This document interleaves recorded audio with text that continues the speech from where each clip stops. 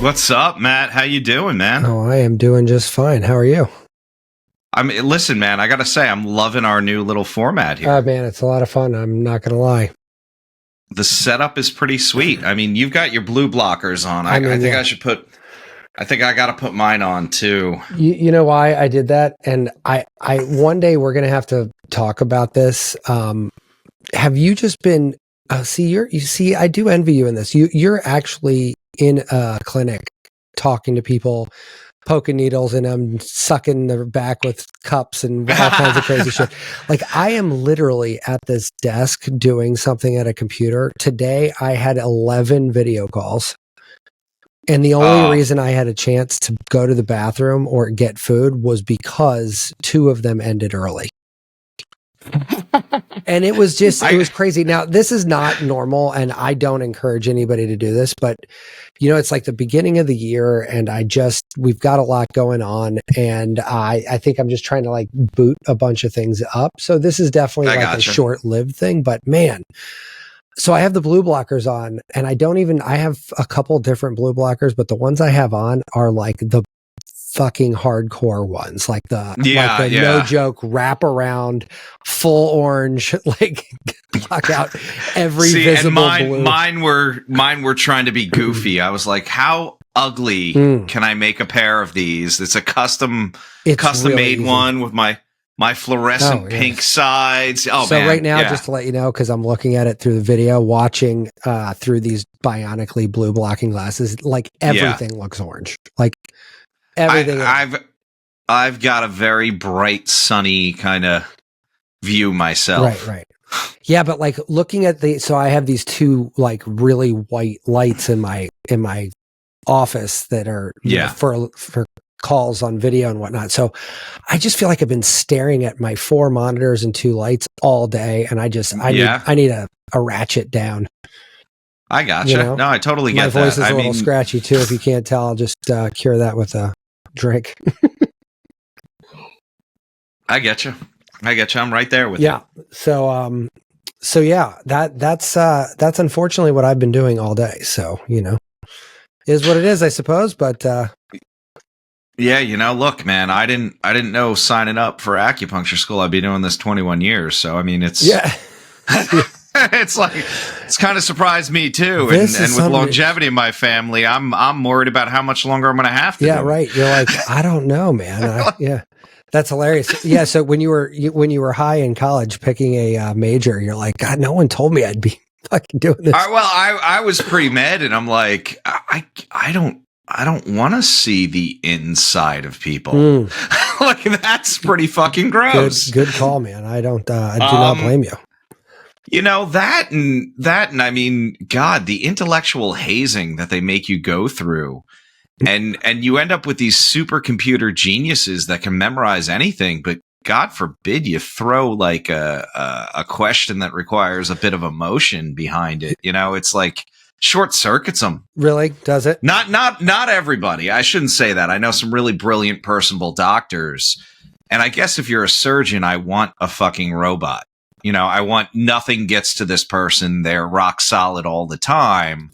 But, if bedside manner and stuff, I mean, when I was pre-med, I remember we had a meeting with the whole biology department, because basically everyone's bio if they were pre-med. And they're like, look, you want the best shot to get in med school right now. And this is going back to the 90s. They were like, change your major to philosophy and take all the core biosciences. And it was like, what? I told that to my parents. They're like, if you come out of fucking school with a fucking philosophy degree, I'm going to fucking it's like, oh, okay. Yeah. So I just went even weirder and was like, fuck it, I'm going into acupuncture. That's so funny. You know, I went to art school, which for my conservative parents at the time was already a stretch. And I come back for Thanksgiving break, my freshman year. I've got 4 earrings in my ear. My hair's like 3 inches longer. I'm wearing Doc Martens with a bunch of safety pins on the shoelaces and a flannel tied around my waist and a chain wallet. And my parents were like, "What the fuck is wrong with this guy?" And then, as if that wasn't enough shards of glass in their eyeballs, couple months later, I come back. I'm like, I've declared a major. I'm going to be a figure drawing major. And my dad's like, wow. What? What are you saying? Wow. What are the words coming out of your mouth? They vaguely resemble English, but for a second, I thought you said figure drawing. What God's name is that? And that stuck for quite a bit, actually. It didn't end. I did, in fact, get a degree in that, but I didn't. I also got something that would work. So I got a second. I got a second one too, because you're like, I am never going to make $1 doing that. You know. I even at that young age of 18, I had visions in my head of me sharing a loft in Soho with 12 other guys that were also all artists. And I'm 55. Now it's 24 guys. Yeah, right. Now it's because of inflation. Yeah. That's hilarious. That is funny. So what? How's life with you right now? How you doing? You know, man, I'm having a good time. COVID, the stress of COVID really weighs heavy on everybody. And to be able to help, man, that's probably like the number one secondary complaint there is. Just the level of heaviness, the level of stress that people are just fucking carrying around, man. Right. It's horrible. But to be able to help with that and you described my job pretty accurately. It's at the end of the day, it's really just a lot of stabbing and sticking cups on. And if I'm being even more honest, it's me walking back and forth between two doors that are 3 feet apart, saying, "You okay? All right, I'll be back in 15 minutes." Right. It's good to be able to help people. I think people are really getting it. Like our office just. It's vibing now, it's kind of cool. Sweet. No, that is cool. I have to say, I have always thought that portion of your job and people like you, it has been really cool because, you could walk away from something and look, I've had treatments at your place. And when I walked out from one of those cupping sessions, I was like, holy shit, man, I am like a changed person. Like, I was like, I don't even feel like, and like, if you heard that like once a day from anybody, I think that's gotta be pretty rewarding. No, I mean, well, like my mentor, and I'm going to ramble a little here. Like when I was a student, I had one patient that never saw me before, right? And it was kind of a weird setup where he was like, and stop me if I've told you this before, but he's like, look, I'm going to have you see this one patient. He goes, just do your intake and walk out. I was like, well, that's a little weird. Okay. Like you don't want to take the pulses, do anything that we normally do. No, just ask the questions, walk out. So this woman's there, and you could tell she was a little nervous. And I had a male assistant. So like every semester, you kind of like go up one range, and then one person comes in behind you. Gotcha. So the assistant wasn't yet treating, but they were following and observing and that kind of stuff. And did the intake, and we walked out. And my mentor goes, "Go and just put these 2 needles in." And that's not a typical thing that he would do. Just these 2, right? And I put them in. And I walk out and I get to the treatment room, right? When I get to the write-up room, the clinic write-up room is soundproof, right? So we can talk about patients and, it's a closed area. So door shuts. You mean the place we should be doing our podcast, maybe? Well, it's completely soundproof. They've got a lot of herbs in there. I don't know if they still do, but anyway, even better, I got in there. Even more of a reason to do it. None of the good ones, man. None of the ones we want. But within that, like within seconds, another student came running in and goes like, "Hey, Tom, your patient's crying." And I went, "Fuck." She was fine. And I went in and I go, "Oh, you okay?" And she goes, "Go get Peter, my mentor." And I go, "Well, did the needles hurt? Do you want me to take them?" "No, just don't touch me. Go get Peter." So I looked at the assistant, who also happened to be a male, and I'm like, what the fuck? So we go out, we get Peter, and Peter's like, "Just sit here. Don't do anything." And he does the whole rest of the treatment. And I'm sitting there going, "Oh, fuck, I'm getting kicked out of school. What the fuck did I do wrong? What the fuck did I do wrong? I'm like, did I say anything? Was I like weird? Did I make a weird joke? I mean, and all of that is completely possible from me. Yeah. But within that hour, my mentor comes back in and he goes, "All right, she wants to talk to you." And I'm like, fuck. Damn it. So I go in and she goes, "Look, I only used to see Barbara, a female student. And she goes, I didn't tell you this. I was abused. I thought I was ready to have, another male touch me. I wasn't. And I felt like shit that entire fucking day, right? Next day, I'm back in clinic. And it was my second time treating this like giant dude that was like he was from Miami. He was doing all this highlight betting and stuff. And he was so into it. And he was coming in with diabetic neuropathy because his toe was like, it felt like a battery was going on it. He's like, dude, I don't know what you did. Next day, toe's completely normal. You fixed me. So I treated him again. We're walking out and I'm taking him out to the front desk so he can book his next one. And he's pointing at people and going, don't see that student. Come see my guy. Don't see that. So now I'm like puffing out my chest. So my ego's getting bigger, right? And I dropped the dude off and my mentor was like some kind of fucking ninja, right? I walk around the corner and he's standing there and he goes, hey man, you remember how you felt yesterday? And I mean, he might as well have just cracked me in the gut, like I was doubled over, like he just stunned me. And he goes, look, you're going to have good treatments. You're going to have bad treatments, but you don't get to own that outcome, good or bad. Oh, that's like you do your best. Right. And then what happens, right? You're like, I'm not going to treat somebody and their cancer is going to go away. And can I help them? Yeah, I can make them feel better. But if I start getting my ego into that, and of course I do, I'm a fucking human. Sure. But remembering that keeps it, I don't want to say lighter, but like, I don't have the heaviness. I don't have to own the failures as much if I don't own the successes, Oh, that's an interesting way of looking at it, I'm excited when people get what they want. But I'm not the one pulling the strings, right? I mean, and if we look at it, that doesn't happen in Western medicine either. You take the drug, it might work for you.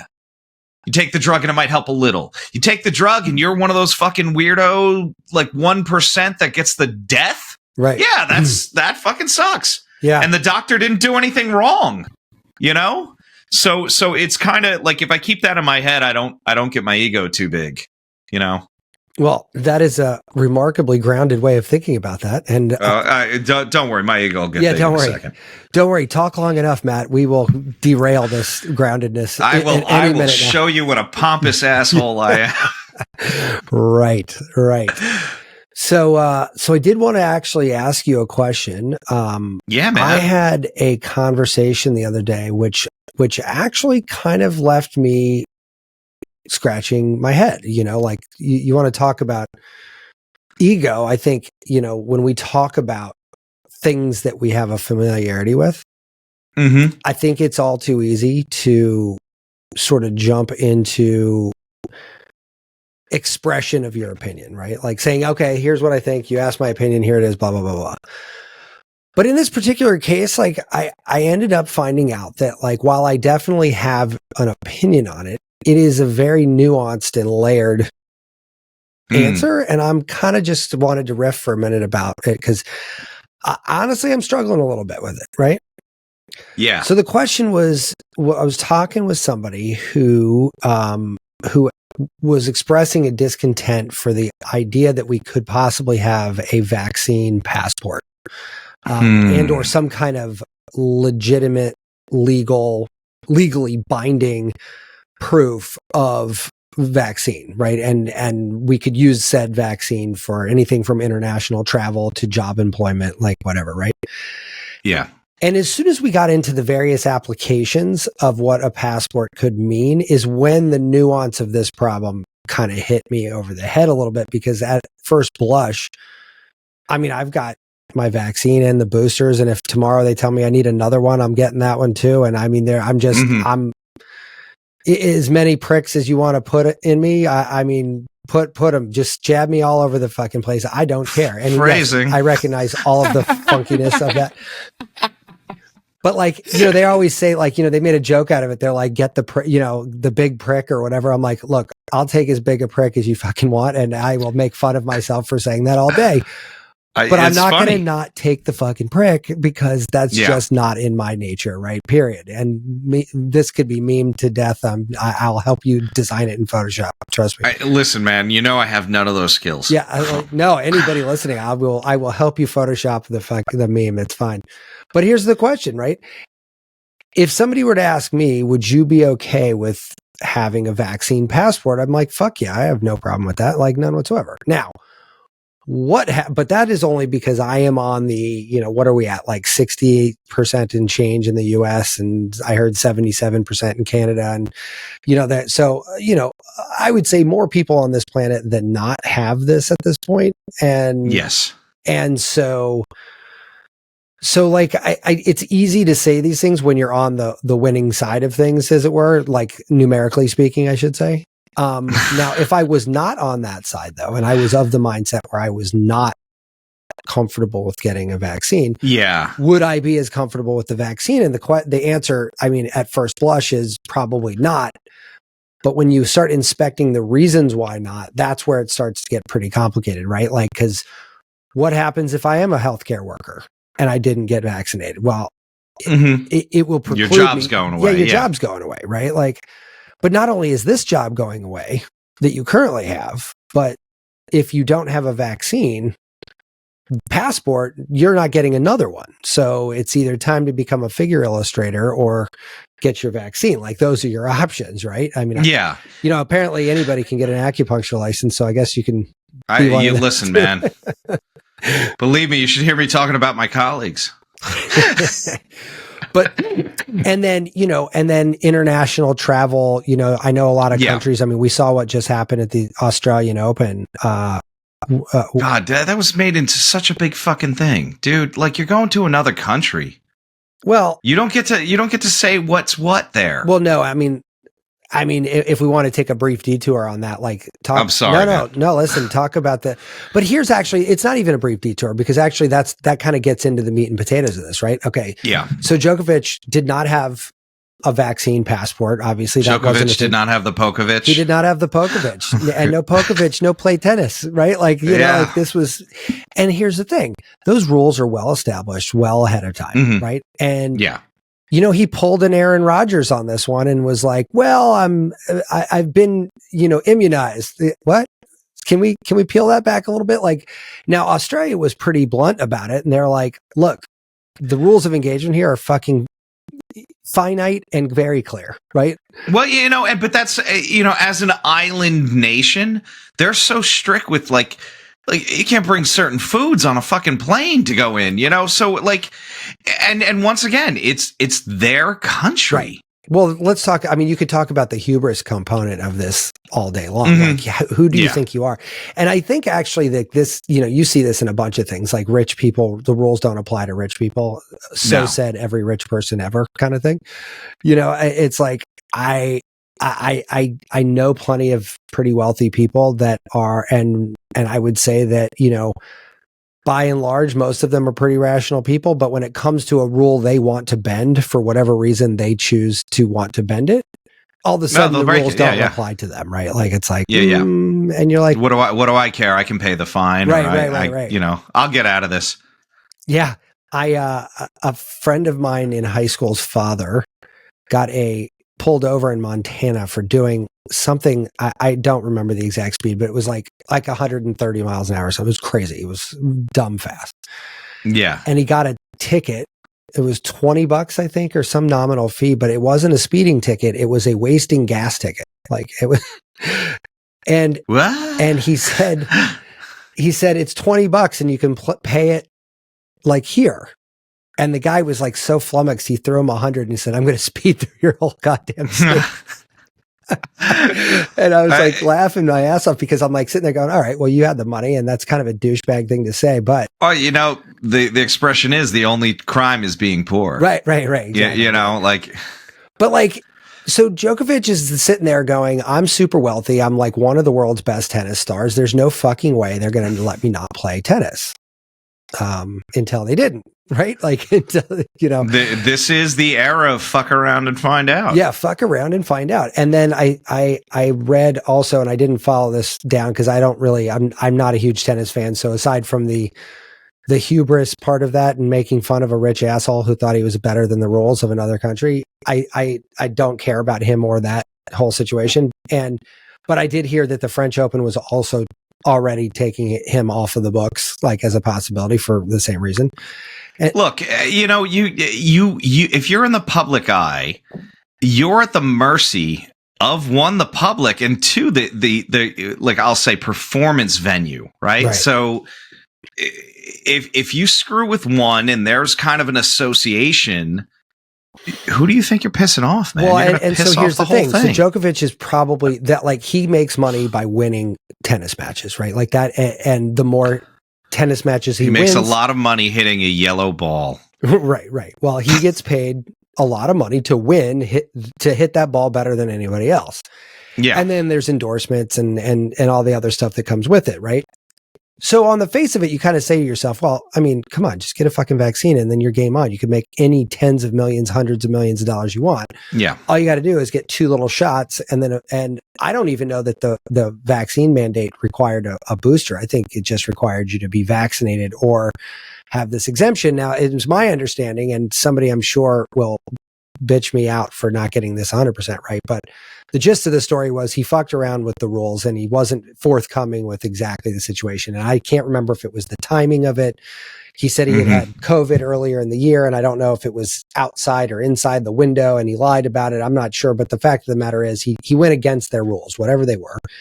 And he expected to get away with it, and he didn't. Now, I'm sure he's pretty fucking pissed. He probably spent a ton of money with lawyers getting that fought, but he's now out of another tournament. Now, here you have somebody who is now, that's got to be materially impactful to him. Like, should we have the right as a society to impose those sort of things on people? Because it's sort of a Hobson's choice, really, right? Like, if you have a vaccination card rather, or a vaccine passport or whatever that ended up being, it's not really a choice now, is it? If you're a professional tennis player, apparently, and you want to play in the Australian Open, you don't really have a choice, right? Like, and so, like, where does that leave us? And it's a complicated question. Yeah, it is. And you're right. It is very nuanced. We do have, this concept of personal sovereignty, right? But I think we've discussed this before a little bit, where, like, look, it's all fine and good as long as it only affects you. Right. When it affects other people, you have to be thinking of the entire society, not just what your hopes and desires and what your personal beliefs are. And I think that's where it gets dicey, right? So part of me is like, look, man, do I want to carry around something? And I mean, like, people start comparing this to, like, where's your papers kind of thing, but, like, they did that, remember? And I almost bought these because I thought they were funny. Back when they started doing the body scans before you got on the plane after 9/11, there was underwear that had metal woven into it with the Fourth Amendment on it. Yeah, basically, and so saying, like, you're free to move around your country without presenting documentations or without illegal search and these kind of things. So, it's kind of funny, and at the same time, it's like, look, dude, just get on the fucking plane and don't be an asshole. Right. Well, I travel a decent amount, or at least I used to, and starting to again. And you know what, like, I don't want all that radiation zapping me at the airport, but I totally get that. But at the same time, I also don't want this fucking shithead next to me strapping on C4 to his fucking chest and jumping on a plane that I happen to be on. You know, like, I mean, I got a temper. But I guess a secondary point there is, like, we have one catastrophic event that killed 3,000 people on 9/11. We are losing 3,500 people a day right now, and this has been going on for over 2 years. No, I mean, I get it. And we're still protesting. We're still having these fights about things that, like, I believe are in our best interest.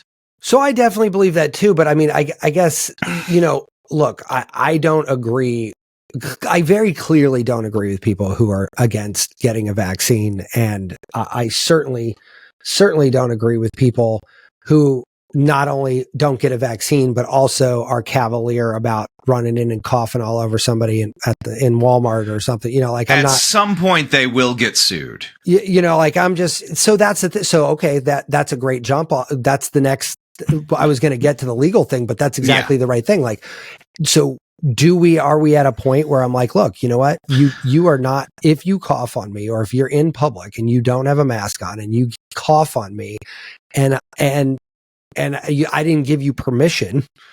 Like, are we in a violation situation? So, like, I had a conversation with a lawyer that for a long time practiced in medical law.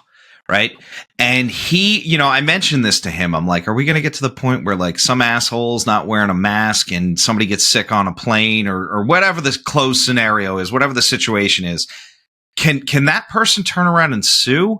And he started to talk about a case that came up in, when AIDS was kind of like AIDS isn't gone, but certainly when AIDS was like in the news every day, somebody knowingly was infected, had sex unprotected with other people and did not tell them, gave somebody AIDS, and that person turned around and sued them for, basically killing them. Right. And they won. Did they really?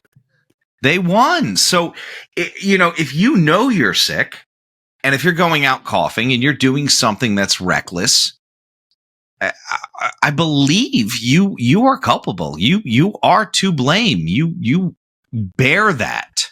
Well, this goes down the rabbit hole. So this goes down a different rabbit hole now, though, because you've heard this argument out there that like, anybody who's not vaccinated who comes down with COVID shouldn't be allowed into the hospital. I've heard this argument by a bunch of people. It is such a fucking and that's exactly, Howard Stern just had some rant about that, didn't he? I think he did. But here's what I'm saying, like, and obviously, I had this conversation with another person. They're like, well, so does that mean we don't let smokers into the hospital for lung cancer? Like they don't get lung transplants. Well, so that's right. The thing. Like if you're a drinker, you don't get a liver. Right.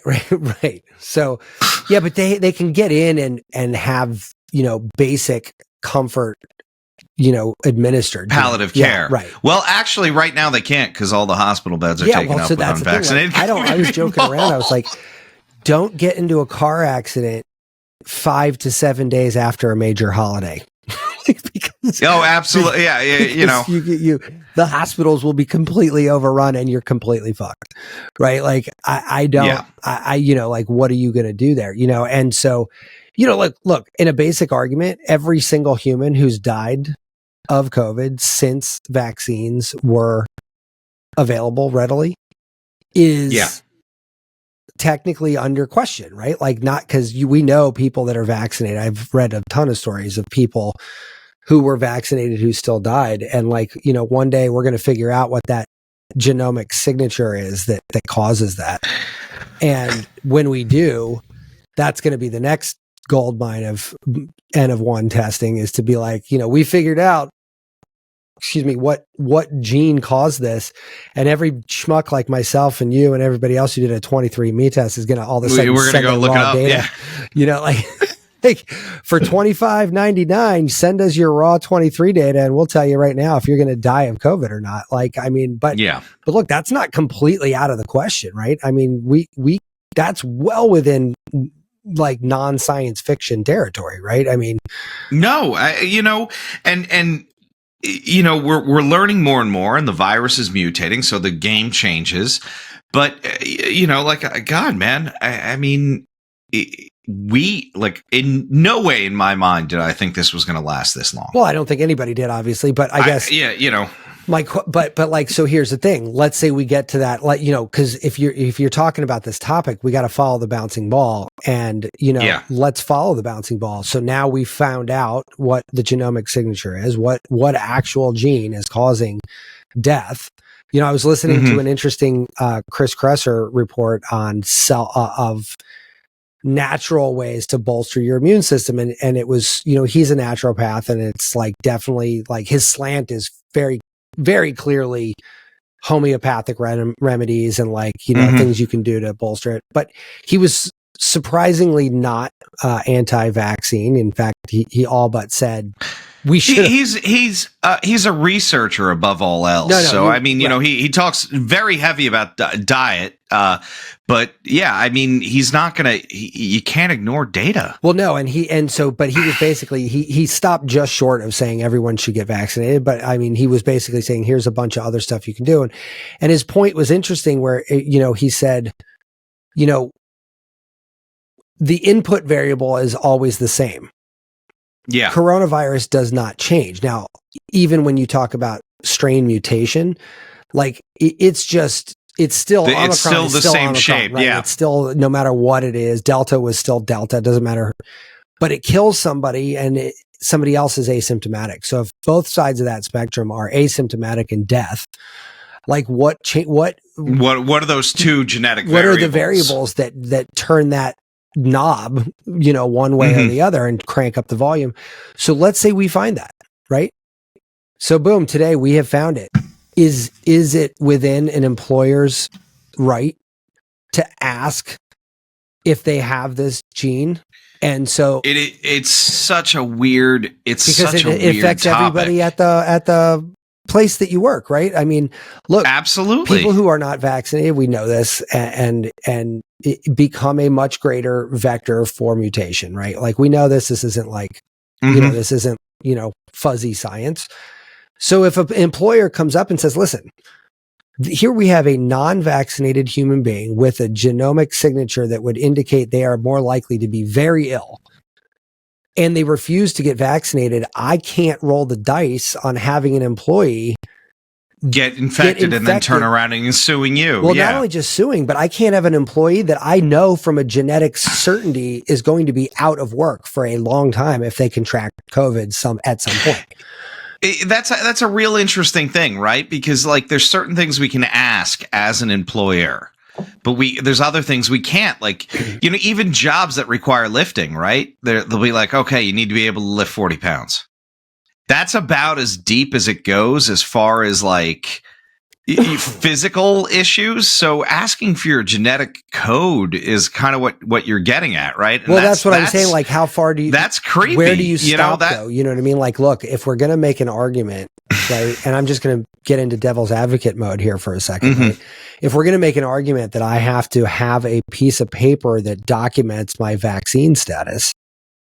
Well, you got to peel back the onion here. Why are we doing that? Well, we're doing it to protect public health by ensuring a vaccine. So what else are we doing in the name of protecting public health? Right. And like, that's where I start to get into this gets into an interesting wormhole because where does that stop? Because I don't disagree. Yeah. I think it's fucking creepy as hell to ask somebody what their 23andMe profile looks like before you get an employment. Yeah, and you know, on the same token, if it's coming from, and this is where it gets weird, if it's coming from the place of I want to make sure that everyone's safe around me and in my work environment, I totally get that.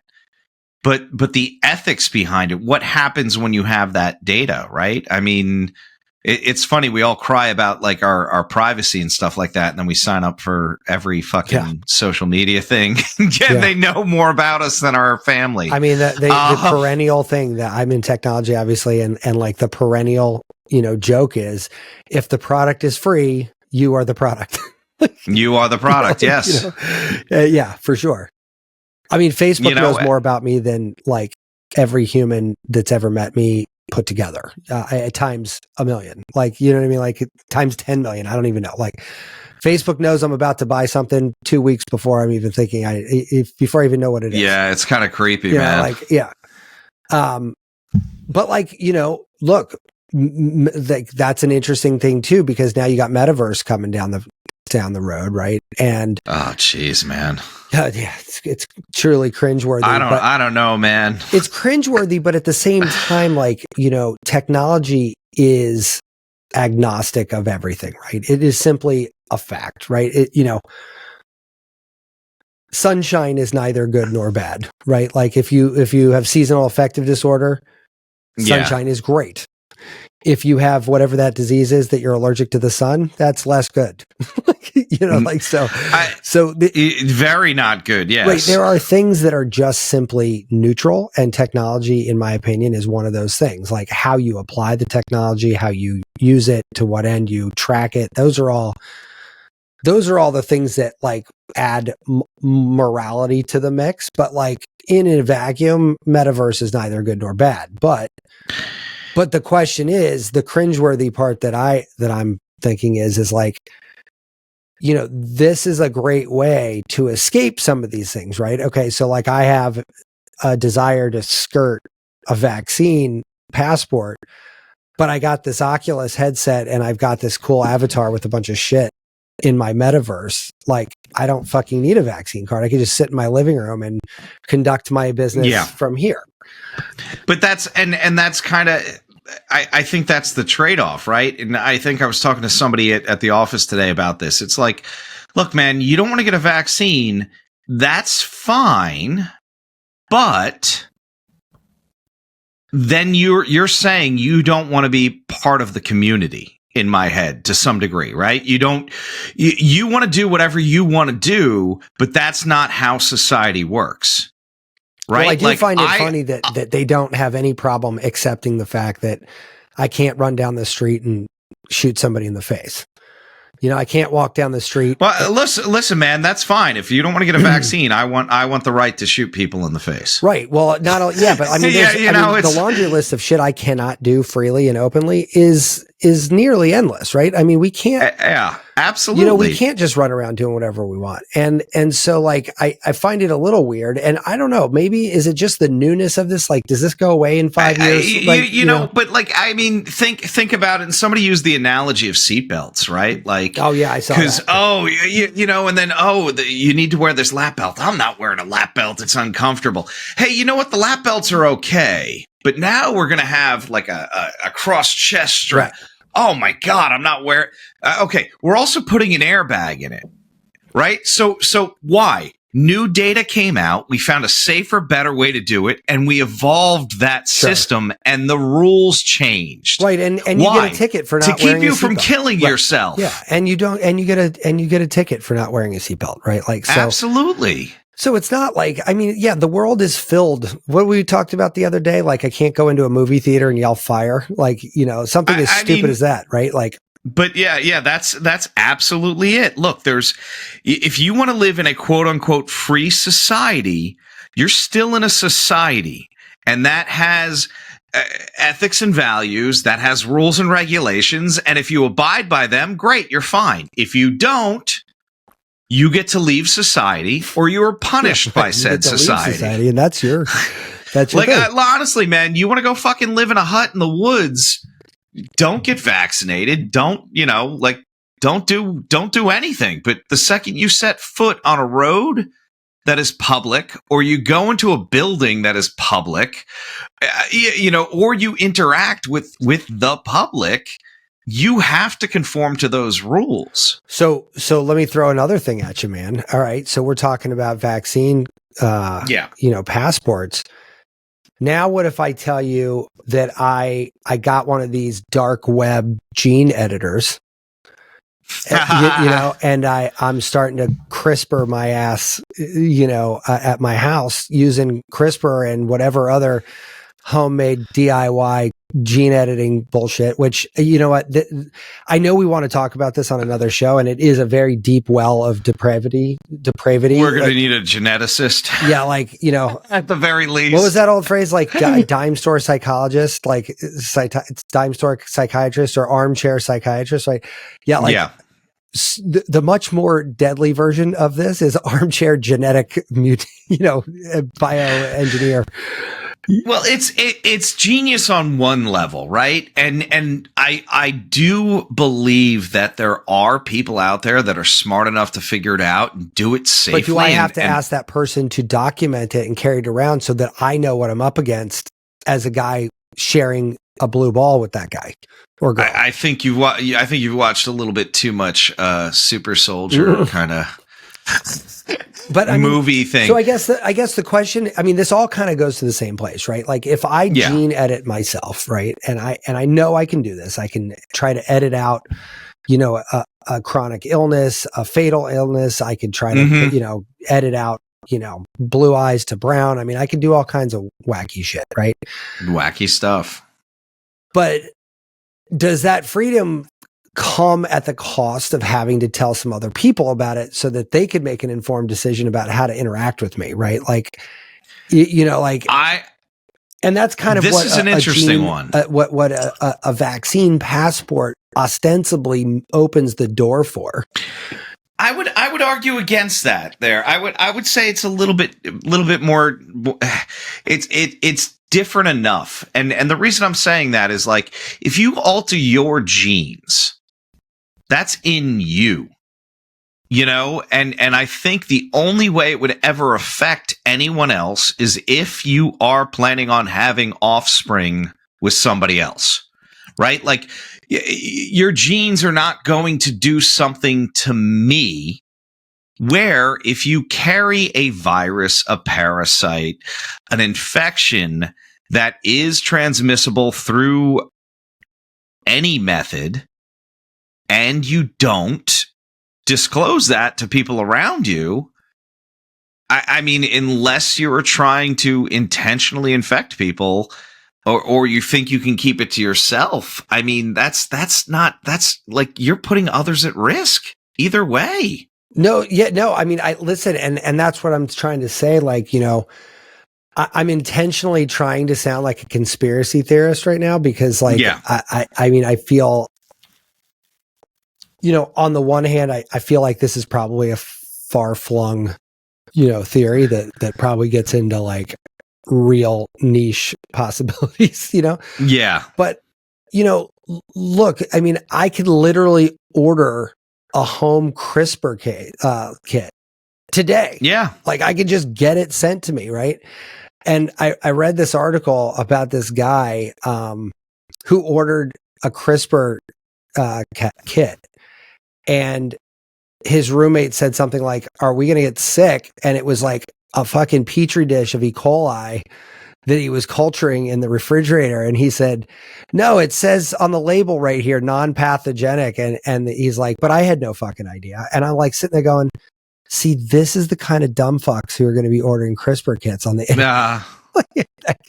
You know what I mean? And like, you know what? Quite frankly, in not so conspiracy theory terms, I don't fucking want to share the same air as that lunatic, right? Like that dude is fucking crazy. Yeah, I get that. Like, I think they're more than likely going to hurt themselves before they hurt somebody else. Well, that's because we're in the primordial pond of this environment. When it comes preloaded with programs and stuff like that, you know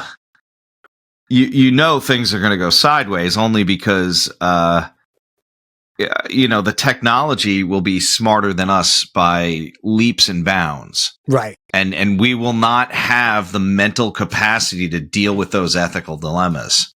Well, I think that's where we're at. Like that's actually a great segue into like, I think where we are from a public policy standpoint.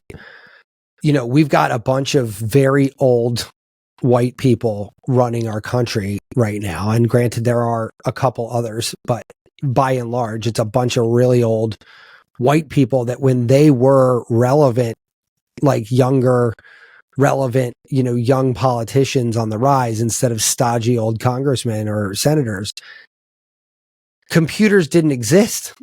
Or if they did, they were, Palm Pilots or, Apple IICs. Like they're fucking CRISPR was not even like.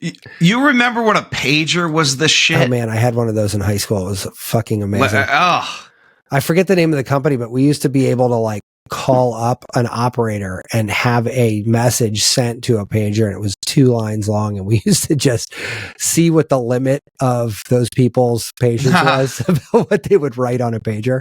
The answer to that question is they couldn't care less what you asked them to write. They were absolutely not. What I wouldn't give to talk to one of those operators now and get some war stories about like what's the weirdest shit somebody ever had you write on a pager. Yeah. I mean, but like, okay. you know what? We have a bunch of old people that don't understand technology, and even the people who are, you know, younger, they're not scientists. And like, quite frankly, look at the world we live in, right? You've got national security concerns, which are probably taking precedent over a bunch of other shit like CRISPR editing, right?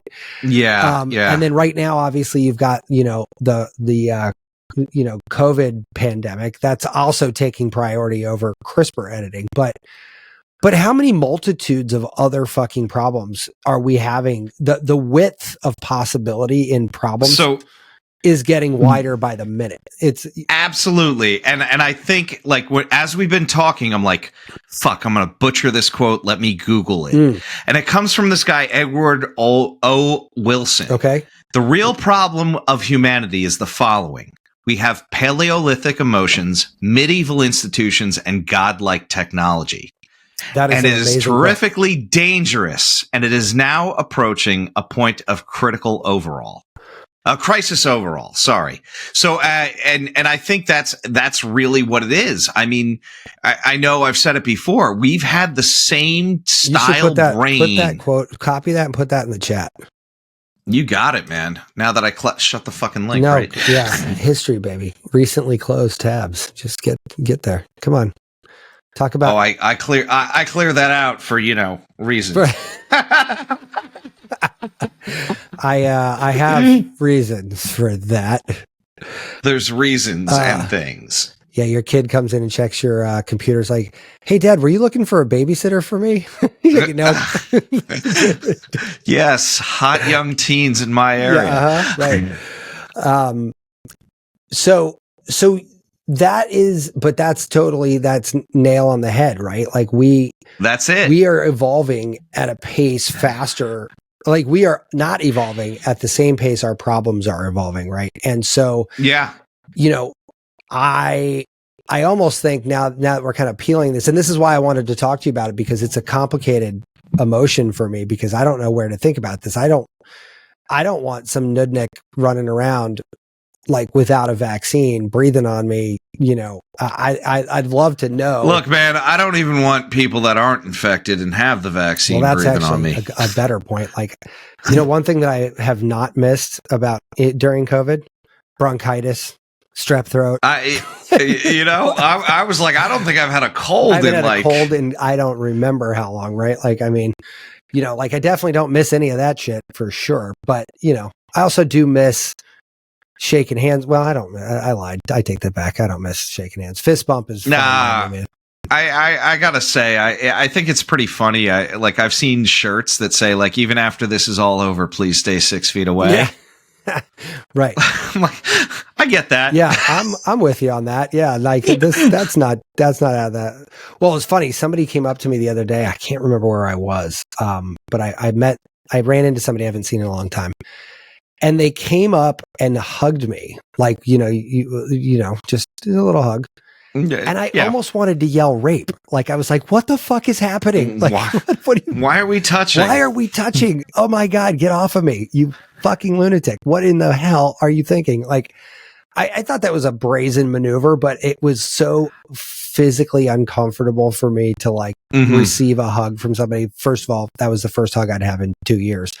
But second of all, like, dude, for 2 years, we've dialed this in. Like, you don't just randomly walk up and hug anybody any more than you walk up and grab someone's ass. Like, that's also not okay. Like, I'm not like, I put those in the same category now, right? Like, it's so weird. And for me, where like literally my hands have never been drier. The amount of like, Purell that I use in my clinic, but like literally I'm like, hey, how you doing? And I don't shake hands. I don't do anything. And then they lay down on my table and I got my hands like literally all like, boom, it's on your foot. Oh, now it's on your face. Now it's, you know, it's like, it's such a weird thing to me to go like, there's a virus around.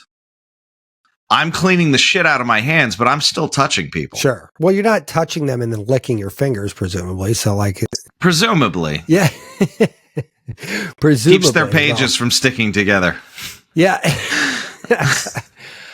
I mean, I don't know. It is definitely like a weird, it's left me in a weird state of existence because all the shit that we talk about on this show and in private and with friends of ours could broadly be applied to a passport if you thought about it for more than a minute and a half, right? Like, I mean, it's, maybe not getting red light therapy and exercise with oxygen, certainly there's certain things that are not like, things that require a passport, but like, getting into some of this fringe, boutique-y science stuff, like, any of that.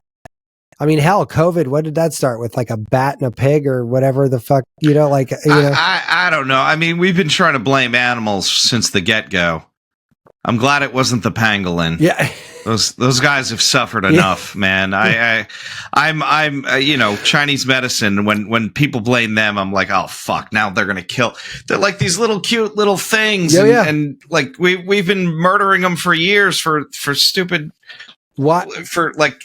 Do they have those as like medicine? Is that like the thing with? Yeah. So they have kind of like these armor scales. I mean, they look cool as like shit. I know. They're cool as shit, but they're slow moving and they're pretty gentle. So like, I mean, they're like real easy for people to poach.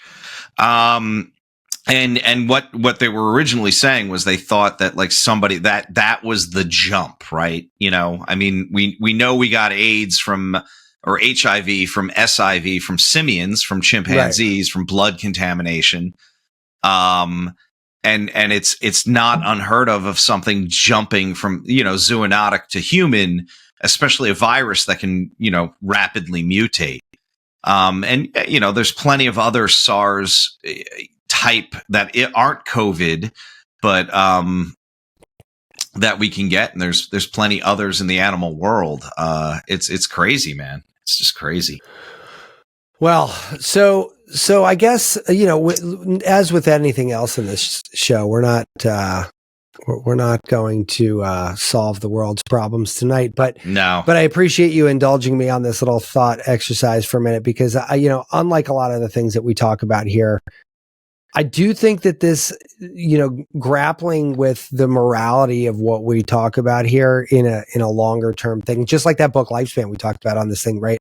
Like, great, I can do genetic recession and cellular senescence termination, and I can get an aging vaccine and all this shit, but like, should I? And if I do, like, who gets it? Is it only rich people? Is it like, is there rules to how many hundreds of years? There's been more than one movie about that. I get it, but like that movie Gattaca, remember that thing where you're like sitting there, like you only the, only the genetically superior get to be around. I mean, you got this guy like sucking skin cells off of a fucking keyboard so he wouldn't get caught. Like, I mean, that's the other thing. We didn't even touch on that. Like, the black market implications of a vaccine passport are staggering. Like, I mean, now you're going to get people getting fucking shot over, like black market. I wonder if it's going to be like fake IDs back. Yeah, in the totally, day. Man. I mean, yeah. You're just going to go to some dude's hotel room and they're going to be chalking it with a colored pencil. Be like, like, if I just make that 2 5. Yeah, we are good to go. Right. Like, we're good to go. Yeah, right. Like, people are selling like holographic paper on the black market for thousands of dollars a sheet, like, just to make and like the hot girls are going to have really crappy ones, but they're still going to get in. That's exactly right. Yeah, exactly. Right. I mean, come on. I mean, like, that's so right though. Right. I mean, come on. It's like in so many places this can go down. Anyway, I could talk about this all night, but this is funny. So, what are you getting into this week, man? Man, I've been diving into, I made this one rabbit hole of a dive into a moxibustion essay that I stumbled across. And it wasn't from, moxibustion is an herb that we burn on the surface, on or near the surface of the skin in Chinese medicine. It is the other half of acupuncture. Literally, it's the second character if you use that character in Chinese, Japanese, Korean. Just stumbling, trying to be nerdy, looking for weird uses of it, I found a PhD's candidate's dissertation on moxibustion in feudal Japan for exorcisms. What?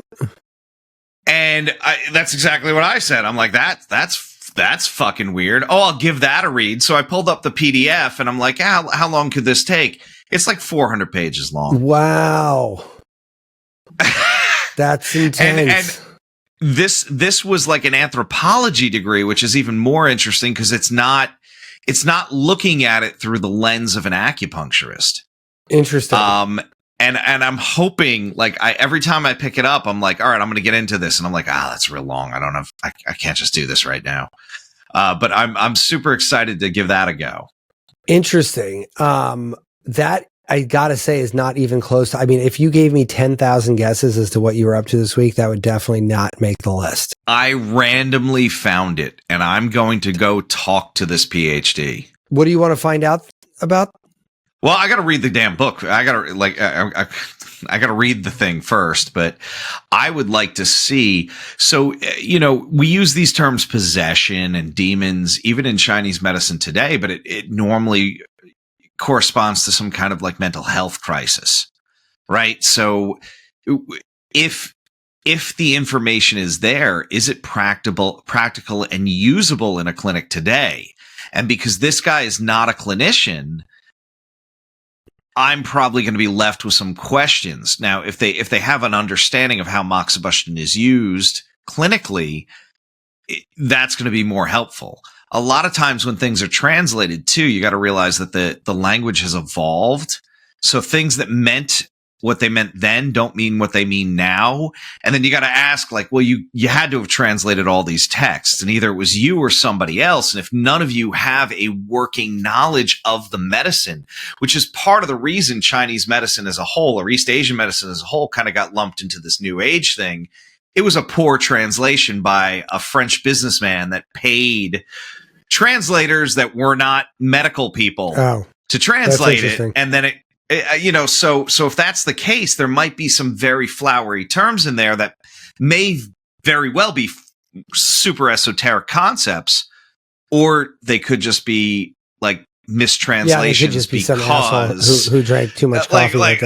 These two words mean this and this, and I have no idea what else they mean, so we're going to call it this. That's funny. Wow. Well, that's interesting. I actually think we should talk about that at some point. That sounds wacky. Fuck, now you're going to make me read the whole thing. I'm going to have to, man. I don't know what else to say. I mean, Jesus. Yeah. Well, I feel a little pedestrian after that because I'm afraid like my little, rabbit hole is not nearly as wackadoodle as yours. But so years ago, I took a class on epigenetics on Coursera. Oh, that's a great course. Oh, great. Coursera is great, I should say. Well, it didn't hurt that the instructor was this really attractive, nerdy girl from Australia. Who is it still up there? No, actually, the class was amazing. I loved it. I got into it a little bit afterwards, but I kind of dropped off. Like a lot of these little rabbit holes we go down, right? Well, the other day I kind of got back into like wondering like what the hell is going on over at Coursera, and it was late. I might have had a glass of wine or two. And I just got down this rabbit hole, and there is a ton of amazing classes on there. And so many. My biggest problem is I don't have an infant. I would have to have the entire book of lifespan come true in order to absorb all the data that I want to absorb off of that. I gotcha. You know what I mean? But there was one on like fundamentals of immunology was one I was looking at. And I'm like sitting there going, you know what? Here's a fascinating course and totally apropos for the day. And like, by the way, if you don't think their marketing department didn't do their fucking homework about which ones to put on their biology homepage, you're crazy, right? Like, I mean, in the middle of a global pandemic, you're like, oh, fundamentals of immunology. Like how many people you think took that class just because they're like, is CNN full of shit? Spoiler alert. Yeah. Yes. But like, what was another one in there? It was like understanding the neurobiology of everyday life or something. Yeah, like that's what it was called. But then it goes into like crazy other shit, like just the science of stem cells was one of them, and it's just, and you're sitting there going, man, I'm certainly not going to be able to become like a molecular biologist off of Coursera, but actually could you not take the exact same amount of courses? Look, man, they're college level courses. I did an amazing one on the human biome. Oh, I'm sure that was cool as shit. It was great. It was fucking awesome. And what I like about these is, first of all, they're free, so fits my budget. Like, I love that. Yeah. You know, you can take the tests if you want, but fuck all of those things, because who needs... Why? Yeah. Now, I did take the epigenetic ones just to see if I was actually as stupid as I thought I was, and the answer is yes, I am pretty stupid, because while I found it super interesting, retention of you know, methylation and how many histones. It is so ridiculously detailed. It's so detailed. Like, you know, and then they're not even like cool about it, where they're like, describe histone modulation or whatever. And it's like, you know, answer 1 is like buttered popcorn at the movie theater. The 2 is like, you know, some biological thing. 3 is like getting your oil changed at Jiffy Lube. Now, this one was like, is it 8 methyl groups or 9? And you're like, fuck you.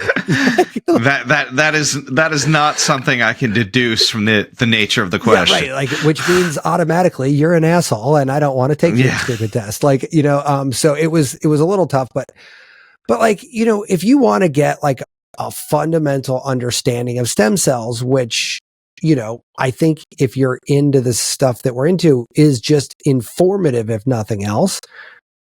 It's just mind-boggling how much information's out there that's credible, like actual information. This is taught by stem cell scientists. Like, this is not taught by, you know, Fox News or fucking MSNBC or some jackpot in their fucking basement with a CRISPR lab, you know. And it's not meant to just be a flashy headline to get people excited. Yeah. Or nervous or scared. Yeah. Aside from the clickbait that is the class name, you know, on the homepage of the department, it's not made for that. Like, it truly is meant for information. And I just think that's really cool. So anyway, I don't have a ton of time to do as much as I want, but I've moved it to the front of like, this is kind of going to be interesting. And so I've been playing with that. A little bit. So who knows? Next time I might be a molecular biologist or a botanist or, you know, a pangolin specialist. We'll talk about Waddington's landscape. Yeah. Yeah. And I might even be a pangolin specialist, a zoologist. Just don't eat them. Yeah. I mean, I won't, but if they're good for an erection, I'm just going to let you know. I might have to snuff listen, man, I will tell you, of all the herbal medicine that I've studied, it's like, if they want to move an herb, they say that. Oh, of course. I mean, it's absurd. It's crazy. Well, it's just like the joke is, if you want to be a good health coach, write a weight loss book. It's like, listen, man, by the time people figure out you're full of shit, you've sold 1 million, exactly. Everyone's reading the next weight loss book anyway. And it doesn't even matter. So, speaking of which, in 2 months, I'll be launching my weight loss. So does that mean in 4 months I have to launch mine? Yes, pretty much. We just got to keep it going. We'll just keep it going. Right. It's just a fucking shell game. All right, buddy. I hope you have a good week. Man. We'll talk to you soon. You too, man. All right. Take it easy. Be subversive, irreverent. Health is wealth, but you knew that. Everybody knows that. But so is following us on social media at Irreverent Health. And check out our website for more exclusive content at irreverenthealth.com. Oh, I like this. Thanks for tuning into this episode of Irreverent Health.